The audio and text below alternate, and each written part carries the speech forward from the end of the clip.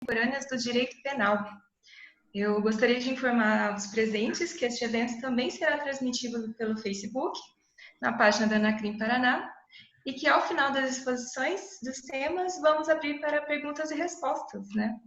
Então, eu queria que todo mundo interagisse, né? Pode falar tanto pelo Facebook quanto aqui no Zoom, que ao final a gente vai dar sequência das perguntas e respostas, né? E vamos iniciar o nosso debate, né, com o professor Décio Franco Davi, com o tema Fundamentos para uma Teoria do Direito a partir da Filosofia da Linguagem. O Dr. Décio é doutor e mestre em Ciência Jurídica pela UEMP, mestre em Direito Penal pela USP, professor de Direito Penal pela FAI, Centro Universitário, né? E presidente do Conselho Estadual da Anacrim Paraná, além de ser um ótimo advogado criminalista, né? Então, doutor Décio, tem a palavra, pode começar. Beleza. Boa tarde a todos e todas. Um prazer estar com vocês nesse bate-papo. Agradeço a gentileza da Silvia pelo anúncio da minha leitura, do meu currículo, a nossa querida Luísa Terra e ao Yuri Machado, que foram os grandes pensadores do nosso evento hoje. E dizer para vocês que é um prazer, para mim, muito grande, dividir espaço com o grande professor Porciúncula, um dos grandes autores, pensadores, advogados dessa geração mais nova, digamos, de pensadores, né? Não é uma pessoa ainda de idade elevada, é uma pessoa muito nova, e é já um dos grandes destaques que nós temos em âmbito nacional de doutrina. Fico bastante feliz em poder dizer que estou entre amigos para a gente poder falar e que a gente vai, talvez, apresentar alguns pontos de um tema que muitos talvez já conheçam. Se o áudio travar alguma coisa assim, por favor, me avisem, até porque eu entrei em cima do horário que estava com um probleminha de conexão aqui no meu computador. Então, qualquer coisa, vocês me sinalizem, por gentileza, aí, caso caia o sinal ou algo do gênero. A minha ideia era trazer uma pincelada inicial sobre as reflexões que a filosofia da linguagem possibilita sobre a teoria do delito. Nós temos um grande avanço de teorias pós-finalistas a partir dos anos 70, muitas delas já conhecidas e profundamente trabalhadas no Brasil, com muitos autores. Aqui a gente poderia falar sobre algumas adequações que o professor Jorecino dos Santos traz esse material, o professor Juarez Tavares apresenta, o manual encabeçado pelo Alex Couto de Brito, em São Paulo, entre outros autores. Mas, em especial, por uma questão de predileção própria, a qual eu não sei se efetivamente fui eu que busquei ou se foi ela que veio até mim, acabei encontrando justamente uma maior identificação no modelo estrutural de teoria do delito apresentada pelo professor Vives Anton, e que no Brasil tem como grande defensor o professor Paulo César Busato. Inclusive, é importante fazer menção que o professor Porciúncula aqui é um dos grandes debatedores do tema de filosofia da linguagem no campo penal, já participou de grandes eventos sobre direito penal e filosofia da linguagem. Então, isso me faz me sentir um pouco à prova a falar do tema na sua presença. Mas, com isso, eu gostaria tão somente de fazer um direcionamento, porque, recentemente, no trabalho da minha tese doutoral, o fundamento ao qual eu acabei identificando para encontrar uma justificativa de punição da corrupção no setor privado, na relação entre particulares, decorreu justamente da adoção do modelo significativo e dessas, vamos dizer assim, como que eu posso dizer de uma forma mais adequada, dessa capacidade de rendimento que a filosofia da linguagem possibilita para nós, por aquilo que o professor Vives designou de uma concepção significativa da ação.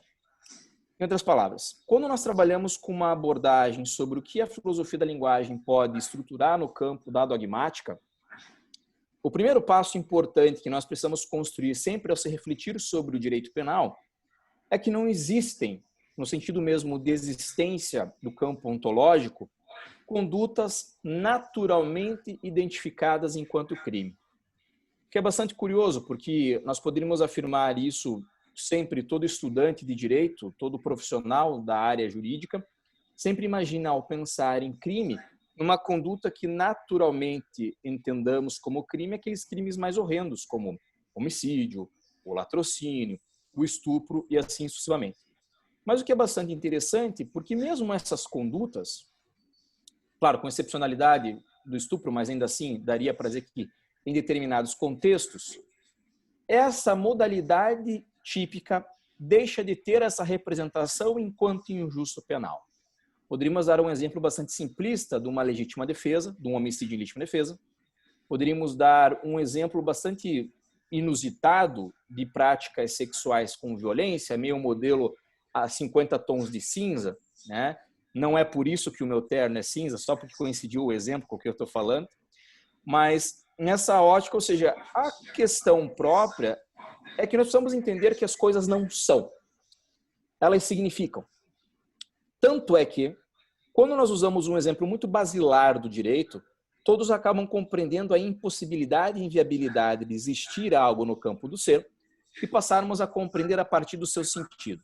Um exemplo tradicional que a gente costuma mencionar nessa abordagem é a postura de imaginarmos se eu falo assim: Décio compra uma cadeira e uma mesa para estudar. Todos esses que me acompanham sabem e conseguem imaginar a cena do sujeito de barba vermelha, cabelo vermelho, indo comprar lá a mesa e a cadeira. Mas da mesma forma, se eu falo que a Anacrim comprou mesas e cadeiras, todos entendem o sentido do que eu estou falando. Em outras palavras, a partir do aforisma número 9, que o Wittgenstein traz na segunda fase do seu pensamento, já em investigações filosóficas, nós começamos a entender que os atos, as ações, elas só nos terão importância a partir do momento em que elas tiverem uma relevância ou, como diz na sua terminologia, um sentido, um significado. O mesmo acontece com o direito. O professor Chaves e Camargo afirmavam na sua obra Tipo e Linguagem que todo conhecimento humano, em especial o direito penal, só é possibilitado a partir da linguagem, principalmente a estruturação de tipos penais. É impossível cogitar a estruturação de construção jurídico-penal sem acepção de linguagem. Nesse sentido, toda vez que se fala em uma estruturação de linguagem, automaticamente nós também precisamos nos preocupar a qual linguagem estamos falando. A filosofia da linguagem ela pode ser trabalhada não somente pelo campo da virada pragmática ou virada linguística do Wittgenstein.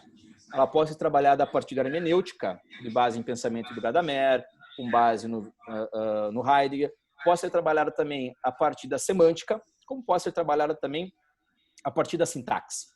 Mas quando a gente trabalha especificamente na reflexão filosófica da linguagem, muitos se preocupam em compreender que as coisas são como as palavras. E quando nós falamos isso, estamos diante talvez um daqueles exemplos mais basilares do pensamento da filosofia da linguagem do segundo Wittgenstein, quando mencionamos o ensaio sobre as cores, e na segunda parte do ensaio sobre as cores, o Wittgenstein vai dar um exemplo que é repetido em investigações filosóficas.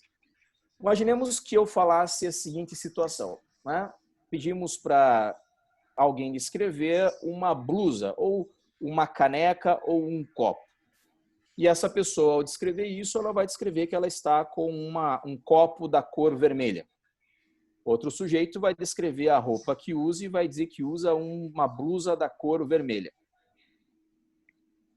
Outro vai descrever a camisa que está usando e vai dizer que usa o manto sagrado do Atlético Paranaense, que também é de cor vermelha. E assim sucessivamente. Mas quando nós, então, ao final dessa toda digressão sobre o que é isso, eu peço para que as pessoas escrevam os objetos. E ela vai escrever, olha, o copo vermelho é de plástico, é de vidro, tal peso, o mesmo para a roupa, o mesmo para a blusa. E eu vou falar assim, então quebra o copo, rasgue a blusa, queime a outra camisa. Mas em nenhum momento você vai conseguir desfazer o que está estruturado em sentido social enquanto vermelho. Por quê? Porque a língua, assim como todas as condutas, ela é estruturada a partir dos seus usos. O uso linguístico possibilita a compreensão da estruturação típica, até porque todo tipo penal é construído através de linguagem. Sem linguagem não é tipo, logo sem tipo não há delito, logo sem valoração típica não há construção possível de se entender o que é o sentido de uma conduta penal. Por isso aquele velho exemplo, trazendo já essa conotação das cores, no caso do macaco. Estamos passando por um período de dificuldade de compreensão sobre, melhor dizendo, não compreensão, mas realmente de identificação da realidade, a partir da ausência de a palavra não seria entender, mas a ausência de talvez significar o que temos por sentido enquanto eu falo de um crime ou condutas racistas ou discriminatórias. Por que isso? Se nós resolvêssemos fazer um passeio ao Jardim Zoológico, nós 5, aqui que estamos no canto da tela, e nós chegássemos uma das jaulas, e lá então eu falasse para vocês, olha, ali está um macaco, teria um sentido o que eu estou falando. Se na volta desse passeio estourasse o pneu do carro e para isso nós precisássemos levantar o carro para trocar o pneu, eu pediria para onde vocês me alcançaram o macaco. E ainda assim estaríamos num sentido diferente. Mas se eu falasse para vocês, tal qual aquela famosa cena da torcedora do Grêmio que chamou o goleiro do time adversário de macaco, vocês percebem claramente que estamos diante da mesma conduta com sentidos diferentes. Ou seja, a conduta não tem como ser. É a partir desses jogos de linguagem, ou seja, desses distintos usos que a linguagem é capaz de ter a sua construção, que nós vamos ter a compreensão típica, que é delimitada dentro de um certo campo, de um espaço limítrofe, que para o Wittgenstein nós chamávamos isso de formas de vida. Ou seja, cada forma de vida possui o seu próprio linguajar. Por isso que quando eu falo no zoológico macaco, você entende. Por isso que quando eu falo macaco no carro, você entende. Por isso que quando fala no jogo, você entende somente a última conduta como criminosa. Porque são esses diferentes campos de incidência com diferentes campos de aplicabilidade do sentido. Mas quando nós trazemos essa abordagem para dentro da dogmática penal, é óbvio que inicia-se nesse pressuposto do qual eu falei que não existem as coisas. E que essas coisas precisam então ser como vamos dizer assim, conjugadas, compartilhadas, construídas coletivamente. Logo, a linguagem por si só fica ausente de uma estruturação de composição dogmática sobre a qual o professor Vives necessitou trazer o conceito de ação a partir da base comunicativa de Habermas. Seja pela expressão em mundo objetivo, seja pela expressão em mundo subjetivo, ou seja, uma mera descrição, uma mera interpretação, mas essencialmente a partir de sua expressão no mundo social, ou seja, na capacidade de interrelação entre os sujeitos. E se assim o é, eu posso dizer e aqui afirmar que nós não vamos ter uma estruturação de construção típica a partir de nenhuma conduta enquanto ela seja algo, porque eu preciso obrigatoriamente que ela nos traga um sentido próprio para aquilo que ela vai expressar, tal qual aquele exemplo tosco e simplista da cor vermelha. Logo, afirmar que matar alguém não vai ser dotado por si próprio de um sentido ontológico de morte. Porque a própria morte não é. A própria morte significa. Basta nós imaginarmos aquele exemplo claro do Código Civil que nós temos por morte presumida. Se nós trazemos essas mesmas concepções às estruturações típicas, nós vamos ver que a própria estruturação do conceito analítico de crime, enquanto uma herança do modelo cartesiano de pensamento, também então vai ter seu questionamento levantado.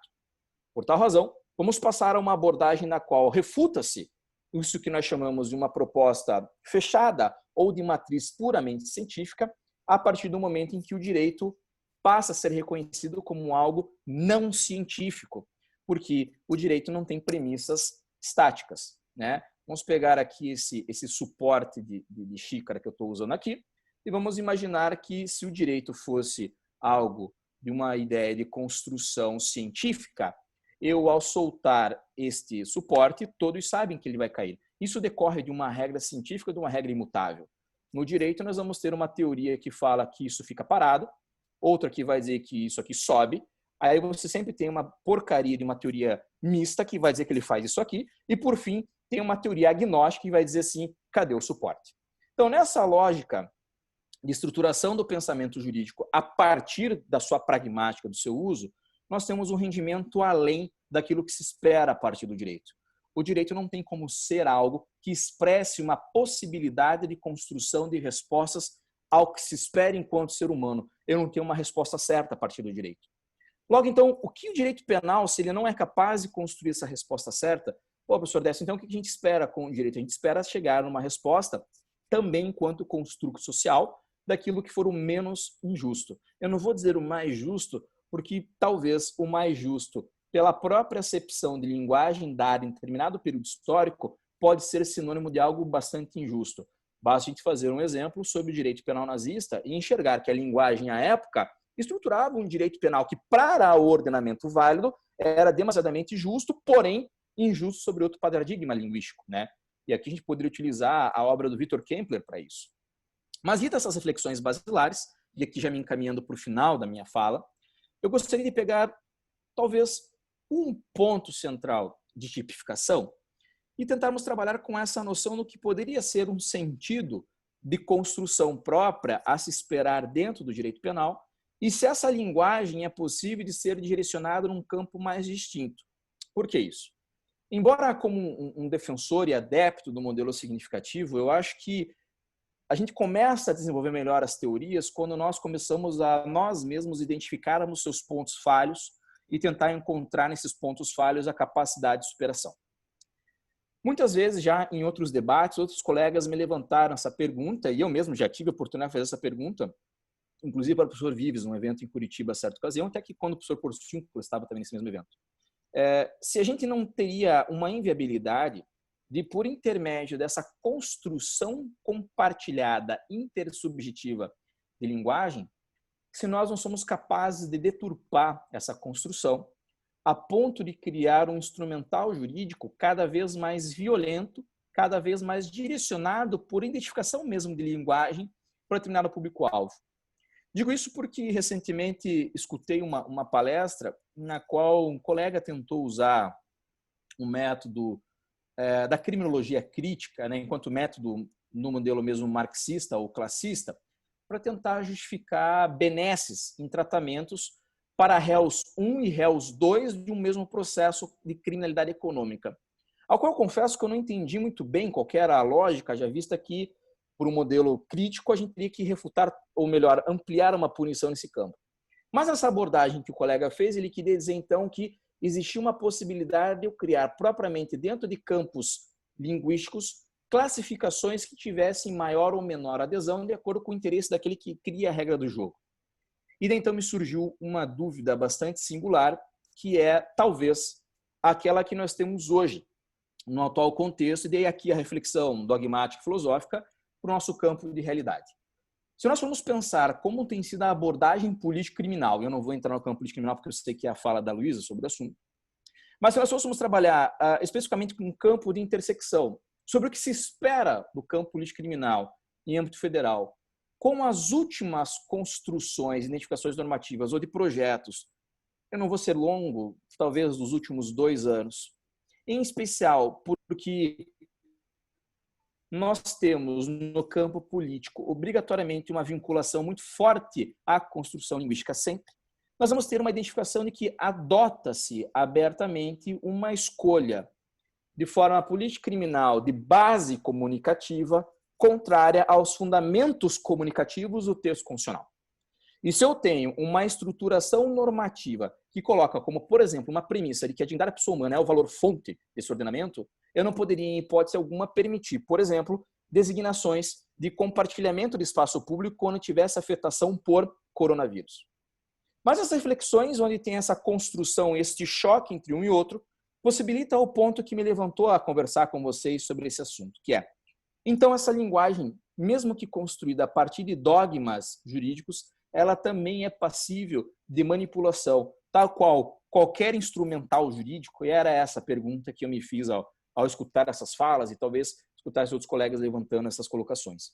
E a conclusão infeliz que cheguei aqui, infelizmente sim, que de nada adianta nós buscarmos também uma melhor aplicabilidade e rendimento prático por novos instrumentais jurídicos se a premissa de construção, todo aquele pano de fundo a ser utilizado, segue ao invés de ter um dogma de construção de linguagem adequado ao que se espera de um modelo latino-americano, de um modelo de um país tão sabe, de premissas econômicas, sociais e principalmente culturais tão díspares quanto é o nosso, basta ver os sotaques que cada um de nós vai ter aqui ao longo da exposição.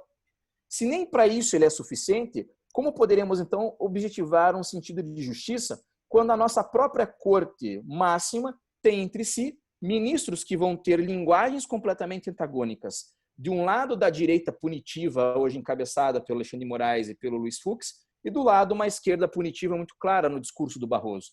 E quando a gente tem essa mesma alocação linguística entre esses polos, o que se esperar dessa linguagem do direito, se não propriamente uma linguagem de extermínio? Me parece muito mais que essa análise é uma análise crítica, no sentido de concluir que ou a gente repensa o sentido da construção e direcionamento do direito, ou de nada a gente vai ter, quanto mais, uma distorção dos institutos. Principalmente porque em momentos de fragilidade democrática como o que vivemos, o direito penal é o instrumento mais utilizado, seja para tentar preservar o instituto, quanto para derrubá-lo.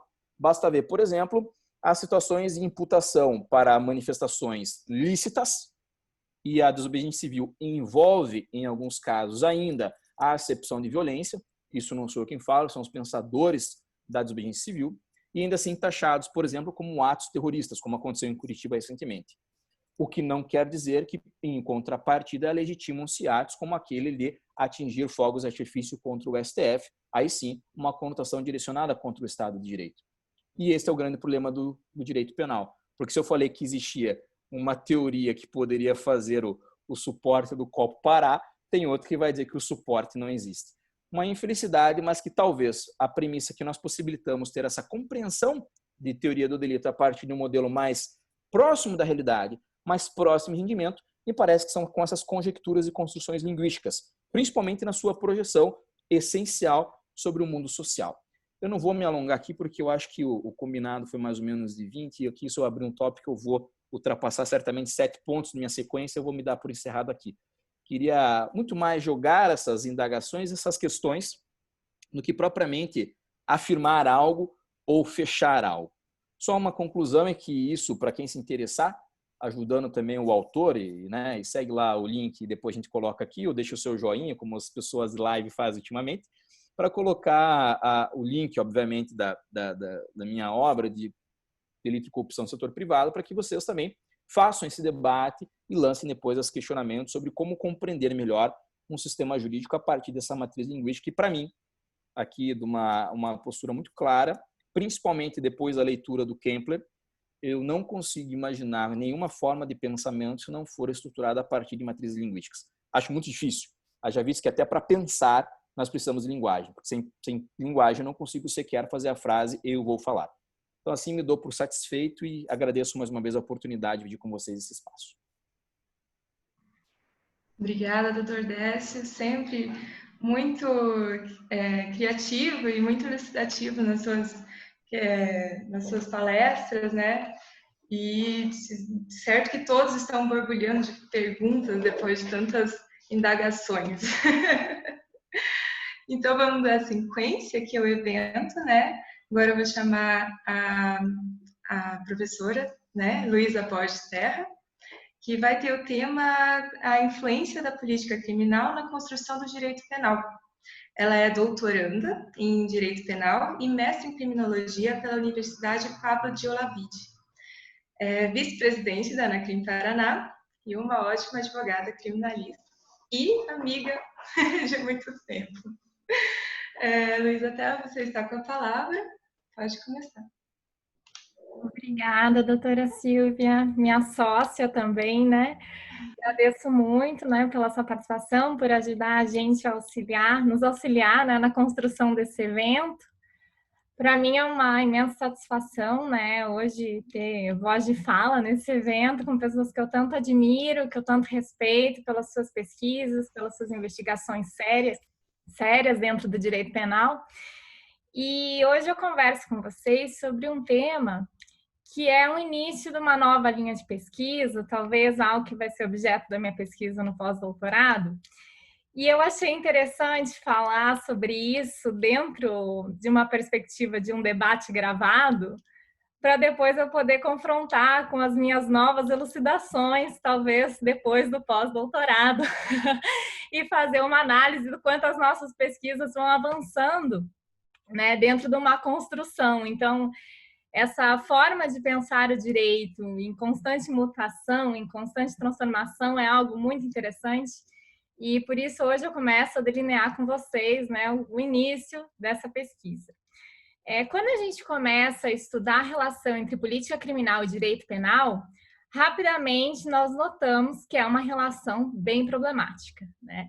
A política criminal seria, teoricamente, direcionamento do direito penal e, infelizmente, em alguns momentos, a ferramenta preferida pelo poder para converter seu programa político ou suas ideologias em normas jurídicas de grande impacto na regulação da vida social dos cidadãos. E isso, nesse momento social que nós vivemos agora, né, que nós estamos vivendo mediante uma pandemia, se torna ainda mais claro e evidente, né, de que realmente existe uma utilização do direito penal até na forma de reger as regras da vida social dos cidadãos, e isso vai gerar algum impacto efetivamente. A política criminal ela exerce um papel extremamente relevante na adequação do direito penal e sua interpretação pelos tribunais superiores, e ela é o guia que promove as inovações dentro dos entendimentos judiciais em relação ao direito penal. E aí eu parto do entendimento do professor Silva Sanches na questão de conversar um pouco sobre a expansão do direito penal. Nós sabemos que essa expansão do direito penal se caracteriza pela criação legislativa de novos tipos penais, que ao longo das últimas décadas se apresenta como objetivo declarado a proteção de bens jurídicos coletivos, que nas últimas décadas ganham, então, relevância do direito penal. Essa expansão do direito penal, muitas vezes, retira do direito penal a característica de ultima ratio, e passa a ser encarado como algo preocupante, porque passamos a utilizar o direito penal como instrumento de gestão de problemas sociais, e isso ficará ainda mais claro, espero, após a minha exposição. Isso reflete de forma clara as transformações sociais que nós temos vivido ao longo dos últimos anos, acrescentando e tipificando determinados delitos, tutelando novos bens jurídicos, como, por exemplo, delitos econômicos, de terrorismo, que aqui no Brasil ainda se antecipa a tutela penal de forma absurda, antecipando e permitindo, inclusive, através da Lei 13.260, a Lei de Terrorismo, no artigo 5º, a punição dos atos preparatórios, podendo, inclusive, admitir um ato preparatório de um delito como de integração terrorista, Então, a gente vê realmente essa ampliação e antecipação do momento da tutela penal, ou, inclusive, quando a gente fala na tutela ambiental, muito bem criticado e elucidado pelo professor Hassemer, entre outros. Essa expansão do direito penal, ela vem no Brasil com um grande problema, porque nós não temos uma política criminal muito definida e temos uma política criminal que podemos chamar de populista. É dizer, que dá respostas rápidas à população de que os problemas da criminalidade e inseguridade social se resolvem com aumento de pena, com mais prisão. Aqui no Brasil nós vivenciamos já há um bom tempo essa expansão do direito penal e com uma política criminal extremamente insuficiente. Me parece que a política criminal que deveria guiar o direito penal e suas novas alterações legislativas resulta quase inexistente, desconsiderando princípios básicos e essenciais do direito penal, podendo ser resumido em poucas palavras como diria o professor Munhoz Conde, mais pena, menos problema, ou mais tempo de prisão, resolvemos a solução, Não estou fazendo rimas propositadamente, mas é assim que eu entendo, Como demonstrou, grande parte até das alterações trazidas pelo pacote anticrime, Lei 13.964 de 2019. E nós temos cada vez menos excepcionalidade para a prisão, Basta a gente ver que, meio à pandemia, os tribunais chegaram ao consenso que atualmente nós temos que ter uma prisão que seja realmente excepcional, admitindo que antes havia, então, uma banalização das cautelares, mas a verdade é que sempre deveria ter sido excepcional, e a liberdade provisória, que nada deveria ter de provisória, seria, então, supostamente a regra. Quando a gente fala no conceito de delito, agora fugindo um pouquinho da parte da política criminal e da forma com que os nossos tribunais entendem o direito penal, nós temos conceitos bem elaborados pela dogmática penal ao longo dos últimos séculos, e é importante entender que a punição, a antijuridicidade em especial, ela vai se basar sempre dentro dos valores de ação e dos valores de resultado. O delito constitui uma conduta que é perigosa, teoricamente, para determinados interesses ou bens jurídicos das pessoas ou da sociedade, e o desvalor de ação é o perigo que aquela conduta oferece à sociedade e aos seus bens jurídicos. Isso é o que separa a conduta delitiva da conduta que não configura um delito. Já o desvalor de resultado, isso é muito bem trabalhado no manual do professor Munhoz Conde, é a análise da lesão ou periculosidade do bem jurídico, integrando, então, o conceito material do delito. Então, nós temos, né, uma complementação que quanto maior o valor daquilo que protegemos, como, por exemplo, quando a gente protege bem jurídico vida, maior será a desaprovação que merece aquela conduta que lesiona ou põe em risco determinado bem jurídico. Depois, nós temos que fazer a análise do fato de acordo com a culpabilidade. É dizer, existe desvalor sobre o autor do injusto penal. Então, a antijuridicidade e a culpabilidade fazem esse enlace, né, perfeito dentro da dogmática penal para discorrer se existe desvalor de ação, se existe desvalor de resultado e se poderia imputar esse delito a essa pessoa responsabilizando. Isso é o que garante, de certa forma, que nós tenhamos um Código Penal e uma legislação que seja proporcional e que utilize o direito penal como instrumento de última ratio. Porém, né, isso é a teoria da dogmática penal muito bem estruturada, pensada, ao contrário do que nós temos observado no Brasil nos últimos anos, inclusive dentro da forma com que fazemos a legislação penal. Né? Nós podemos observar nos últimos 20, 30 anos, em diversas leis sancionadas no Brasil, e eu trago aqui alguns exemplos, que essas foram feitas sem a consideração de nenhum critério dogmático, incentivados muitas vezes por uma política punitivista de que precisamos de mais direito penal, né? Muitas vezes utilizando o professor Silva Sanches de forma equivocada e dizendo que estamos numa expansão do direito penal, então tudo é válido para ser objeto de tutela do direito penal. E nós temos, por exemplo, a Lei 9.455, que é a lei que dispõe sobre os delitos de tortura, que ela foi absolutamente feita, escrita, sancionada em um mês após um incidente na favela Naval em São Paulo. Né? Então, rapidamente, após um incidente de grande repercussão, após um incidente que basicamente parou o Brasil, né, horrorizados de ver determinada notícia no Fantástico, nós tivemos o sancionamento de uma lei criando, inclusive, né, numa técnica legislativa muito difícil, tipos penais difíceis de se subsumir à realidade fática devido ao especial fim de agir exigido pela lei. Também nós podemos observar a constante expansão do rol dos delitos hediondos, que sempre que temos um caso com algum tipo de repercussão, vem a tendência punitivista da nossa política criminal em tentar aumentar esse rol de forma desesperada. Temos até alguns delitos que não deveriam estar incluídos nesse rol, mas essa expansão do rol é constante.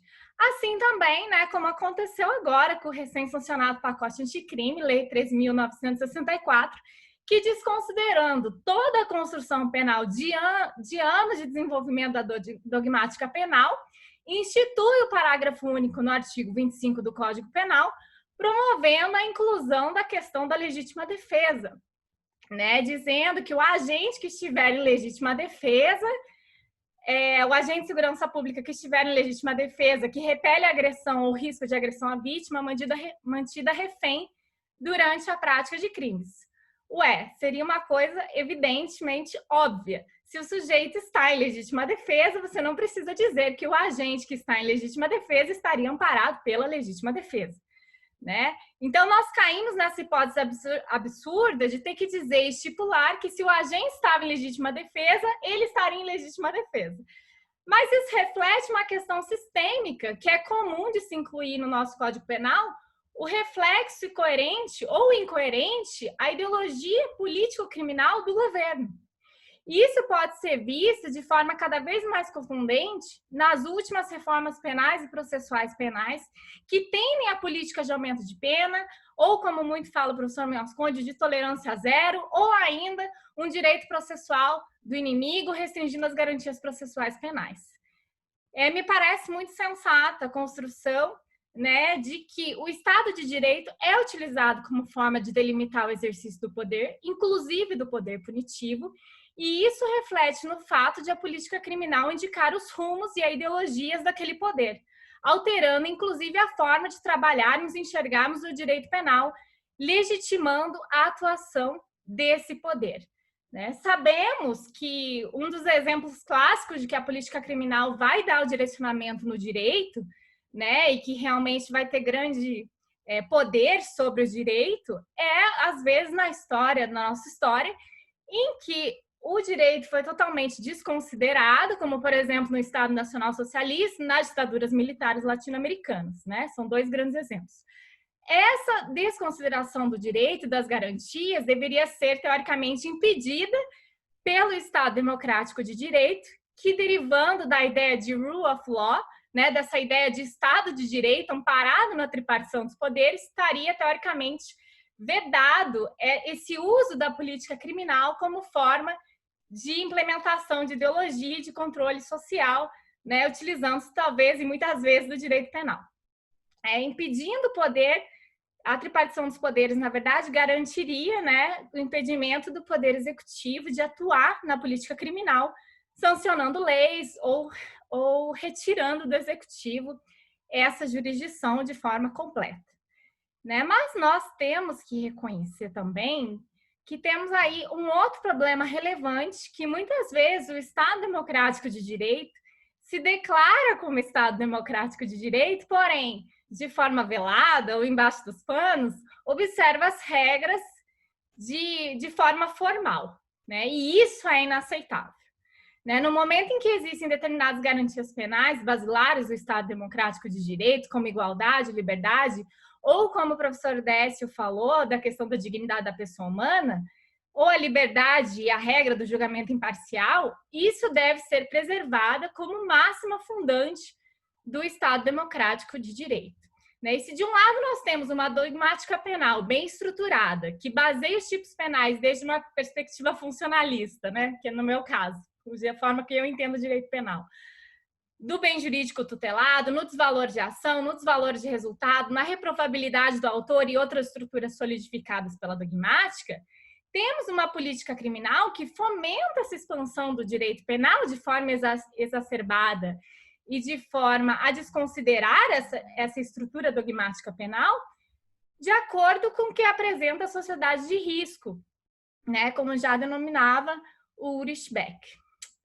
E parece que essa expansão, diante de alguns acontecimentos políticos, né, dentro da nossa história também, acabam por tensionar ainda mais os problemas entre a política criminal e o direito penal, criando tipos penais que dificilmente sabemos estruturar o que eles estão tutelando, né? E isso vai ser, para mim, um dos primeiros grandes sintomas dessa expansão exacerbada, que nós não sabemos direito detectar o que aquele tipo penal efetivamente tutela, né? E quando a gente vê essa relação entre política criminal e dogmática, nós vemos historicamente que ela se tensiona muito mais, né, depois do 11 de setembro, né, dos atentados terroristas, porque o direito penal aí, ele se torna uma forma de supressão, através da supressão de garantias fundamentais, a principal fórmula de luta do Estado contra o terrorismo, né, incentivando cada vez mais essa expansão e ampliação do direito penal como forma de solução dos problemas estruturais, né? E isso a gente viu nos Estados Unidos com o Patriot Act, a gente viu também na Espanha em 2004 com os atentados de Atocha em Madrid, que foram fomentadas determinadas posturas que antes, em 95, com o Código Penal, que era extremamente democrático, digamos assim, vem cada vez mais relativizando garantias penais de acordo com uma política criminal a serviço do Estado, né? E essa tendência, né, já estava prevista há muitos anos pelo professor Jacobs, quando ele começou a falar sobre a gente ter 2 direitos penais diferentes, né? Um, teoricamente, para o inimigo e outro para os cidadãos, no qual o direito penal do inimigo estaria sempre sujeito à restrição de garantias processuais penais. Aqui também, né, me parece muito acertada a crítica que faz o professor Minhoz Conde, que entender o direito penal do inimigo como política criminal nada mais é do que colocar o direito penal como instrumento de política criminal e das ideologias de governo, né? Você coloca o direito penal como forma de fazer aquilo que o direito precisa, que o governo precisa que seja feito, né? Se estamos num momento de luta contra a corrupção, nós declaramos o corrupto como inimigo e não garantimos as garantias processuais dele, não garantimos a imparcialidade judicial, não garantimos que tenhamos um sistema penal acusatório e vamos restringindo cada vez mais o que eventualmente vai gerar uma série de nulidades, né? E provavelmente também, né, tudo que a gente não queria que acontecesse, que é a impunidade. Eu comentava com vocês que uma das consequências mais graves, né, dessa política criminal meio indefinida e mais preocupada em expandir o direito penal frente à adequação desse modelo de sociedade que nós temos, são tipos penais de difícil delimitação, inclusive em questões referentes ao bem jurídico tutelado. Né? Um exemplo clássico que eu enxergo como um sintoma disso, que é objeto de pesquisa da minha tese doutoral, é a questão do bem jurídico dentro da lavagem de dinheiro, em que nós temos cada vez mais características de delitos de empreendimento, né? O que são delitos de empreendimento? Aqueles que equiparam figuras tentadas a figuras consumadas, então dificulta ainda mais a determinação do bem jurídico. E, por exemplo, dentro da lavagem de dinheiro, nós temos correntes que vão que se diferenciam como o céu e a terra, né? Nós temos correntes que vão dizer que a lavagem de dinheiro não deveria ser delito, como o professor Barro Fernandes, que vai dizer que ele deveria ser estimulado porque é ótimo para a economia, porque insere a capital, gira a economia. Temos também o Soares Gonzalez, que vai falar que a teoria da inserção de dinheiro existe uma neutralidade do sistema financeiro, que é indiferente se os bens são inseridos ou não. Do mesmo jeito que temos pessoas que vão sustentar que o bem jurídico tutelado em lavagem de dinheiro consiste em bem jurídico uniofensivo, até chegar a correntes que determinam que o bem jurídico seria pluriofensivo, ou seja, não só não pode estimular a lavagem de dinheiro, como não fere apenas um bem jurídico, como ferem vários bens jurídicos, né? Então, nós temos uma total dificuldade em estabelecer qual seria o bem jurídico tutelado, porque as correntes são extremamente discrepantes, né? E nós não sabemos, com a expansão do tipo, cada vez mais, tentando abarcar todas as condutas, nós não temos como determinar exatamente o que aquele tipo está protegendo, né? E daí nós caímos, por exemplo, em uma situação, igual fala o professor Blanco Cordeiro, em que, dependendo da conduta englobada dentro da lavagem de dinheiro, a gente tem um bem jurídico diferente, porque são tantas condutas, tantas formas de tipificar, sem nenhuma tecnicidade, sem nenhuma preocupação com a teoria da dogmática penal, que a forma com que foi tipificada, né, nessa expansão do direito penal, resulta por a gente não saber exatamente o que o legislador pretendeu proteger através daquele tipo penal.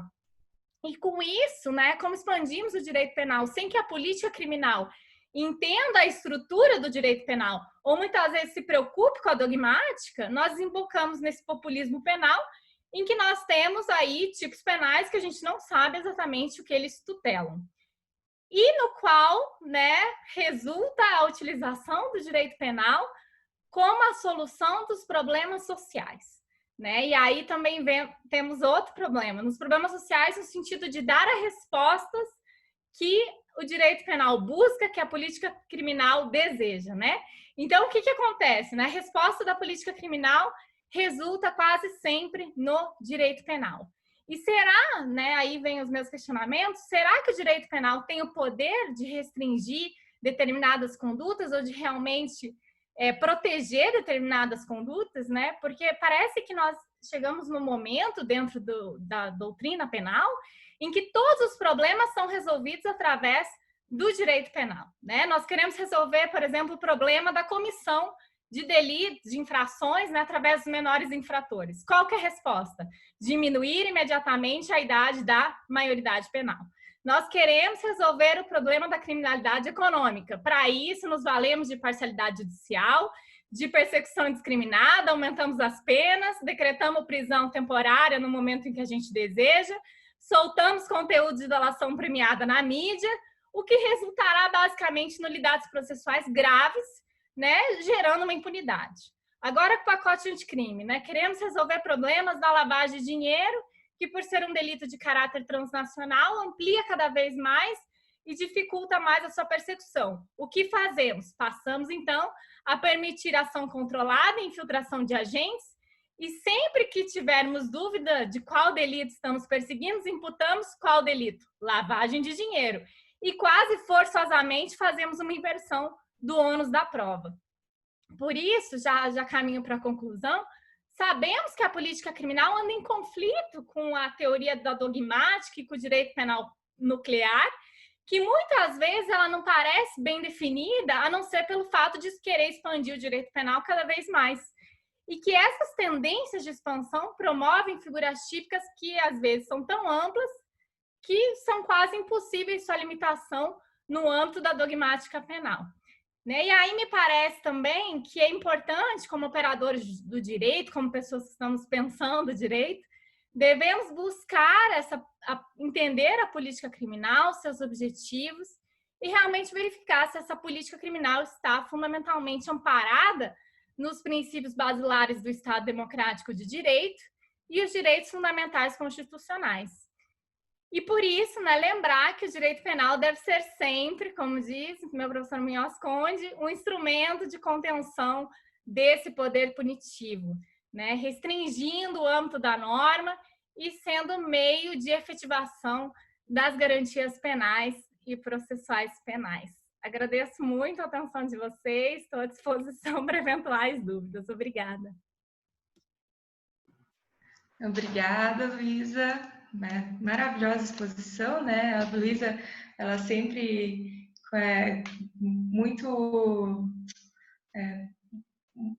de muito fácil a apreciação da palestra dela, porque é realmente aquilo que a gente lida no dia a dia, né? Que a gente vê no noticiário, né? E a junção disso com o direito penal. Então, assim, muito obrigada, Luísa, pela exposição. Vamos dar sequência aqui com o professor Yuri Vitor Romero Machado, com o tema Legítima Defesa e Violência Doméstica. O Yuri é advogado criminal, professor de Direito Penal e Processo Penal, do SEC Concursos e IEMAP, especialista em Direito Penal e Processo Penal pelo curso Luiz Carlos e especialista em Direito Aplicado pela EMAP Paraná. Yuri, você tem a palavra.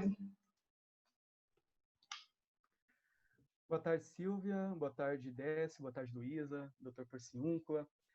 Inicialmente, eu quero agradecer aqui o convite para participar desse webinário.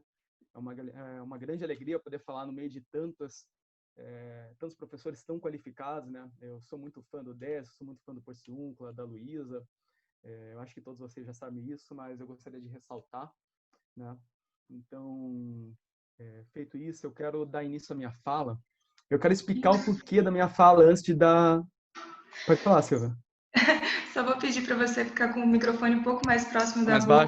Baixo? Tá meio desculpa. baixo. Já, desculpa. Desculpa, imagina. Vamos cuidar. Tranquilo. Vamos lá. Então, antes de falar propriamente do meu tema, só quero explicar o porquê desse tema, né?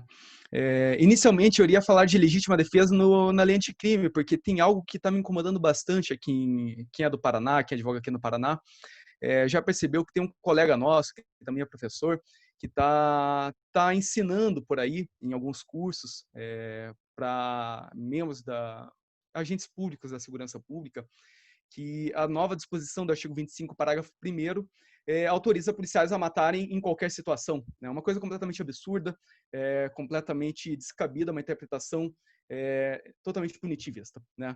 E eu iria fazer uma fala sobre isso. E quem lê os meus artigos ali no Sala Criminal, outros artigos, sabe que eu gosto de fazer bastante pesquisas comparadas, né? Sobretudo pesquisar o que tem na Corte Interamericana, Tribunal Europeu e tudo mais. E quando eu fui pesquisar sobre o tema de legítima defesa dentro da Corte Interamericana, eu me deparei com algo que me surpreendeu bastante e que eu não vi ninguém mesmo tratando aqui no Brasil, certo? A Organização dos Estados Americanos, por meio do seu comitê de peritas, dos mecanismos de segmento da Convenção de Belém do Pará, a Convenção de Belém do Pará, o Brasil assinou, já tem bastante tempo, fez uma recomendação geral, né, tratando da legítima defesa e da violência doméstica, propondo que os mecanismos, os requisitos da legítima defesa fossem interpretados com base nos direitos da Convenção e com base nos direitos que protegem efetivamente as mulheres. E, inclusive, essa recomendação geral da OEA cita um caso do Brasil, né? Cito um caso julgado no Tribunal de Justiça do Pará. Uma mulher cometeu um homicídio contra o seu marido, foi julgada pelo Tribunal do Júri e foi absolvida pelo Tribunal do Júri. A tese de defesa foi legítima defesa. Esse caso ainda está tramitando, né? Tem um recurso de apelação do Ministério Público pedindo a condenação dela, sobre o fundamento de que a absolvição foi feita de forma manifestamente contrária à prova dos autos. Então, quando eu fui pesquisar o julgado, isso me deixou ainda mais inquieto, por isso dessa fala aqui. Então, é mais uma provocação jogar aqui para os professores.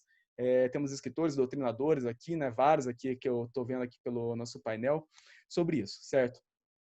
Vou fazer um remember aqui, um backup do que é antijuridicidade, porque tem alguns alunos de direito e não sei bem qual que é o grau deles, né, de conhecimento, mas dentro da legítima defesa, pegando aqui a doutrina do professor Juarez Cirilo, nós podemos fazer uma divisão de situação justificante e ação justificada, certo? A situação justificante da legítima defesa, quais são os elementos que tem? A agressão, a injustiça dessa agressão, a atualidade da agressão e a proteção de direito próprio ou de direito alheio. E com relação à ação justificada, nós temos o quê? Os elementos subjetivos, os elementos objetivos e, conforme o professor Juarez Cirilo, nós temos as permissibilidades, certo? Então, o que a OEA, né, esse comitê de peritas da OEA, afirma? Que os mecanismos de proteção da mulher devem ser aplicados tanto na situação justificante quanto na ação justificada. Então, as leis que protegem a mulher devem fazer com que os atores do processo penal, os atores do direito penal, interpretem todos os requisitos a partir dos direitos que protegem as mulheres, certo? Então, vou fazer um apanhado aqui do que eu pesquisei para a gente poder entender um pouquinho melhor, né? Com relação à situação justificante, nós temos a questão da agressão, certo? A primeira coisa que a OEA determina é que, com relação à agressão, não precisa ser somente aquela agressão física, né? Aquela agressão sexual. Eles deixam bem claro que a agressão psicológica, que a agressão moral, também já justificam uma legítima defesa.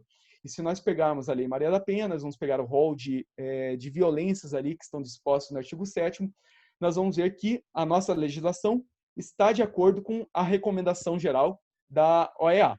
Então, no primeiro sentido e com relação à agressão, nós já temos uma certa proteção efetiva para as mulheres.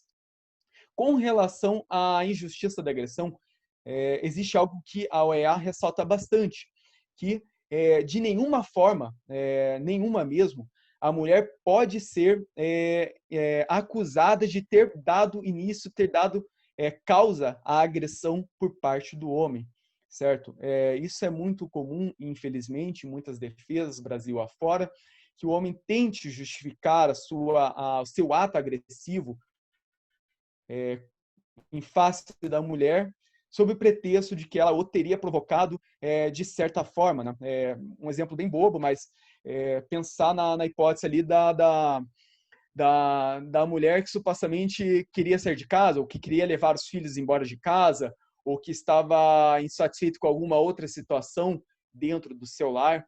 Então, a OEA deixa bem claro que jamais isso pode ser utilizado como argumento contra a mulher. Então, com relação à injustiça, nunca vai poder se dar essa interpretação de que a mulher deu causa à agressão, a fim de impedir que ela alegue a legítima defesa em face de si. Tá? Então, seria o segundo requisito ali que o Comitê de Peritas acrescenta dentro desse requisito da legítima defesa. Dentro do terceiro requisito da nossa legislação, nós temos a atualidade ou iminência de uma agressão, certo? A atualidade, acho que ela já é explicativa por si mesmo. Com relação à iminência, existem diversas teorias aí, você sabe, né? A doutrina coloca diversas teorias para poder ver, olha, quando que efetivamente a agressão será iminente. Existe a doutrina, digamos ali, a teoria dos atos preparatórios, que antecipa bastante o início da agressão, e a princípio a teoria mais adotada no Brasil seria a do Roxin, né, que seria no fim dos atos preparatórios e antes do início dos atos executórios, certo? Então, aí nós teríamos a iminência conforme a dogmática mais tradicional. Acontece que o Comitê de Peritas afirma que, dado o ciclo de violência a que a mulher está sujeita, né, a mulher está dentro de uma violência constante, ininterrupta, permanente. Isso faz com que a mulher tenha um lapso temporal maior para iniciar a sua legítima defesa. Ela não precisa esperar ali o fim dos atos preparatórios por parte do homem. A OEA fala, inclusive, que a mulher que sofre a violência doméstica e familiar, ela já sabe quando que ela vai sofrer a violência. Por exemplo, ali um olhar, alguma coisa que ela falou num churrasco em família, alguma coisa que incomodou o homem ali no caminho para casa, dentro do carro, uma voz um pouco mais grosseira, ela já sabe que a partir daquele olhar diferenciado, a partir daquela voz mais grosseira, ela será vítima de uma violência por parte desse homem, certo? Tanto uma violência física, quanto uma violência moral, tanto uma violência psicológica. Então, a OEA recomenda que a questão da iminência da agressão seja avaliada a partir da perspectiva da mulher. Se ela alegou, existe uma violência contra mim, existia uma violência, ele iria iniciar uma agressão, a mulher tem que ter credibilidade nessa fala dela, certo? Então, seria o terceiro requisito aqui dentro da situação justificante. A questão do direito próprio, a integridade física da mulher, a integridade moral, psicológica dela, ou com relação aos seus filhos também. Então, a questão do direito próprio ou alheio, a OEA não recomenda nada além do que a dogmática tradicional já recomenda. Com relação à ação justificada, nós temos os elementos subjetivos, também a OEA não trabalha, e com relação aos elementos objetivos, aí nós temos que pegar o nosso Código Penal de volta e falar o quê? O artigo 25 coloca que se encontra em legítima defesa quem se utiliza necessariamente dos meios moderados, né? Que faz uso dos meios moderados de forma necessária. Então, aí a OEA também trabalha bastante a perspectiva de gênero na proteção das mulheres. Por quê? A dogmática tradicional fala que o meio necessário é aquele meio que cause a menor lesão possível, certo? A menor lesão possível em face do agressor. Então, o que a dogmática tradicional coloca como exemplo? Olha, se é suficiente ameaçar em vez de causar lesão, ameace. Se você tem a possibilidade de fugir ao invés de agredir, fuja. Se você tem a possibilidade de dar um tiro na perna ao invés de matar, atire na perna. Né? Isso é o que está em todos os manuais de direito penal Brasil afora. Pois bem, o que a OEA recomenda? Algo que é trabalhado de uma forma muito tímida pelos nossos doutrinadores. Né? Se pegarmos aqui os nossos manuais de direito penal, né? Eu estou com os dois professores Juarez aqui na minha mão, vou citar um pouquinho deles, mas eles não adentram na questão dos meios necessários para a efetiva proteção da mulher. E o que a OEA coloca como importante com relação a isso, com relação à legítima defesa da mulher? Essa mulher que está dentro desse ciclo de violência, ela tem que se utilizar de um meio que seja efetivo com relação para repelir a injusta agressão. E aí nós temos um grande problema, porque se a mulher, por exemplo, vai tentar se defender com uma faca, via de regra, as mulheres são fisicamente mais fracas que o homem. Via de regra, os homens praticam algum esporte constantemente e as mulheres de forma mais esporádica, né? Então, o preparo físico maior do homem faz com que ele consiga se desvencilhar.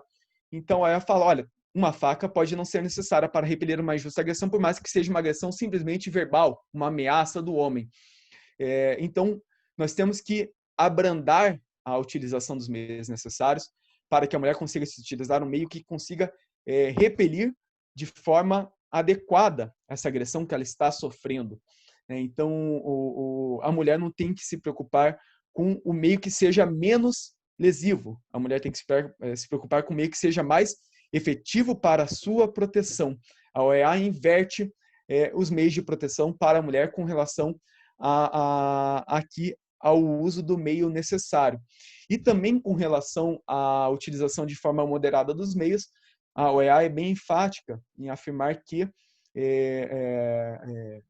para os estudantes que estão aqui, né, os usos moderados, a doutrina entende que eles são moderados enquanto perdurar a agressão em face da pessoa. Então, com relação à utilização desses meios moderados, a OEA coloca que a mulher pode colocar a agressão, mesmo que supostamente a agressão já tenha cessado, porque o homem pode se recuperar muito facilmente de algo que tenha atingido a ele, tenha feito parar aquela sessão, aquela agressão daquele momento. Então, com relação ao elemento objetivo, são algumas considerações, algumas ponderações da Comitê da Organização dos Estados Americanos. Por fim, com relação aqui à permissibilidade, né? A permissibilidade é um tema assim que muitos doutrinadores passam por cima, né? E deveriam aprofundar um pouquinho mais. A permissibilidade da legítima defesa está ligado com os limites éticos da legítima defesa. Pois bem, aqui o professor Juarez Cirino cita os exemplos de que você não pode matar uma pessoa para defender um patrimônio de valor irrisório. Você não pode alegar legítima defesa dentro de um contexto de família, né? Pais e filhos, marido contra mulher, dentre outros requisitos ali que o professor Juarez trabalha, certo? E com relação à permissibilidade, nós temos aqui uma citação do professor Juarez Cirino, que ele pega do livro do Roxin, né, o curso de Direito Penal do Roxin, e afirma que a mulher pode, sim, repelir uma injusta agressão do homem quando diante de uma situação de violência doméstica e familiar. Acontece que o professor Juarez Cirino, eu falo bastante dele, porque todo mundo sabe, ele é um doutrinador progressista que preza pela limitação do poder punitivo. Mas ele mesmo, que preza por essa limitação, aborda de uma forma muito, muito tímida a questão da permissibilidade da utilização da legítima defesa por parte da mulher. Então, os exemplos mesmo que ele cita no livro são situações de agressões extremas, né? Ele não coloca as outras situações ali que são recomendadas pela OEA. Então, aqui nós temos um tema que tem necessariamente de ser explorado pelos doutrinadores do Brasil. Tem que ler a recomendação aqui da OEA para poder tratar desse tema de uma forma mais adequada, certo? E falei do professor Juarez Cirino, quem coloca um pouquinho mais desse tema no seu manual é o professor Juarez Tavares, né? No último livro dele aqui, o Teoria do Delito, Fundamentos para a Teoria do Delito. Só que ele coloca a questão do perigo, ele não coloca a violência contra a mulher como necessariamente dentro da exclusão de antijuridicidade da legítima defesa, mas sim dentro de uma possível exclusão da antijuridicidade por um estado de necessidade dentro de um perigo atual, certo? Ele cita um exemplo do médico e do pistoleiro, e logo depois ele cita o exemplo da mulher que está em casa também e coloca veneno na comida do seu agressor que teria ido dormir, certo? Então, ele coloca isso aí como sendo ou estado de necessidade justificante ou estado de necessidade exculpante, né?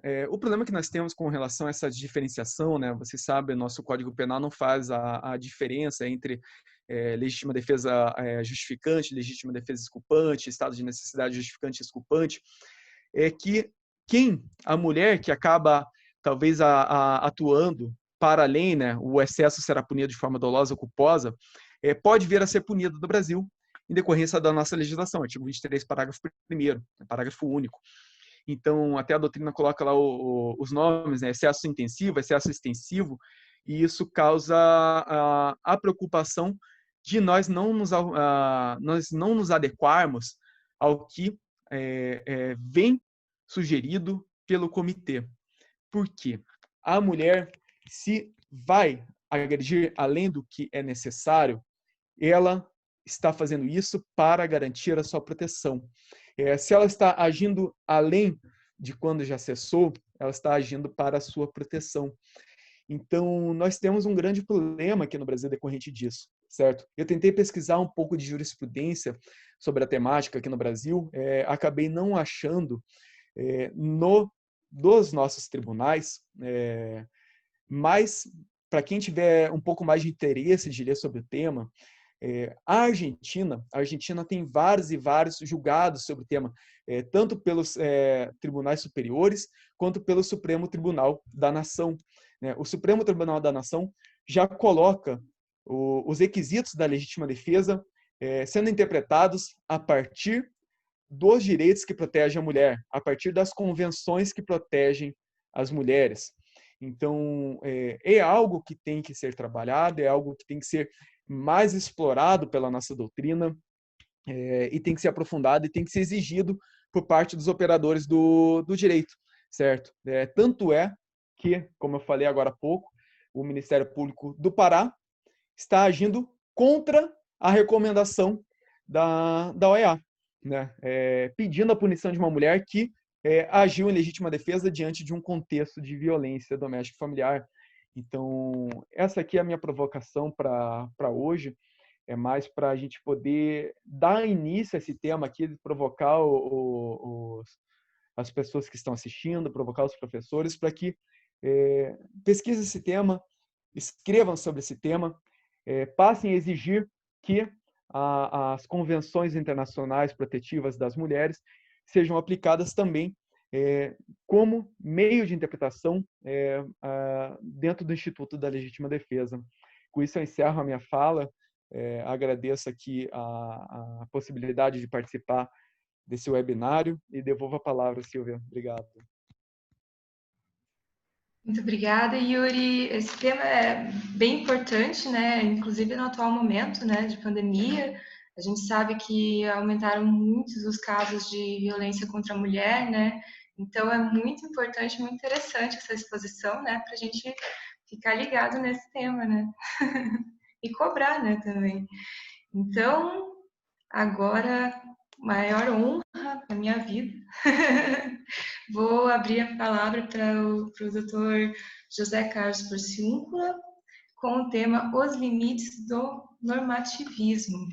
O Dr. José Carlos Porciúncula é doutor em Direito Penal pela Universidade de Barcelona, sob a orientação do professor Dr. Santiago Mercury, período de pesquisa na Universidade de Bonn, como bolsista europeu do DAAD, sobre a tutoria do professor Dr. Urs Kindau.